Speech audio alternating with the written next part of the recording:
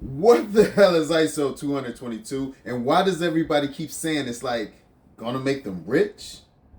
Good morning, Black America. Grand Rising, beloved. I'm Crypto Stock Markets, and I'm here to turn digital sense into generational sense. Now let's unpack them, because right now people are throwing that word around like it's some type of cheat code. Like if you just find the right coin connected to it, you automatically win, and that's where things start going wrong. You got people talking about XRP, HBAR, Quant, ADA, IOTA, trying to figure out which one is the one. Like there's some official list, like there's a hidden answer. That's not how this works. People are hearing something important but connecting it to the wrong outcome. They're taking a real system change and turning it into something easy to trade.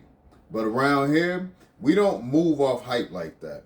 We are not bag holders. We are not diamond hands. We are profit takers. So before we even talk about coins, we got to fix the understanding. Because if your understanding is off, your position is off. And in this market, bad timing feels like bad luck, but it's not. It's misunderstanding. ISO 222 is not picking winners. It's not choosing coins, and it's not making anybody rich. ISO sends the message. The system decides how to execute it. Two completely different things. If you don't separate these two, you build your strategy on the wrong foundation. Now, hear me out.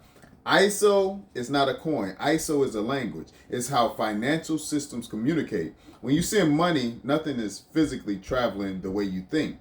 Your bank sends a message. That message says debit here, credit there. Two systems update numbers. That's it. ISO just standard. It just completes the message. So when people say ISO coins, they're skipping a step. ISO is the message. The system still decides how to execute it. And the blockchain uses it where it makes sense. But ISO is not making that decision. Now, here's where people get trapped. They hear ISO is important, then they try to attach it to a winner. But ISO doesn't choose anything. Banks choose, institutions choose, governments choose. Not Twitter, not YouTube, not a list online. So when you hear XRP, HBAR, Quant, ADA, IOTA, even Solana, stop asking, is this an ISO coin? Ask, where does this fit? Because these are tools. Some focus on liquidity, some on interoperability, some on smart contracts, some on speed, different roles. And just because something can be used does not mean it will be used at scale. Institutions care about cost, control, compliance, and risk, not your portfolio. So if it makes sense, they'll use it. If it doesn't, they won't.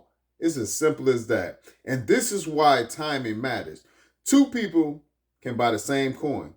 One bought the idea, the other bought the setup. Same asset, two different outcomes. That's positioning. So you stop chasing narratives and you start building a system. You identify what makes sense, then you wait. Because I don't even look until it's 70% below the all-time high.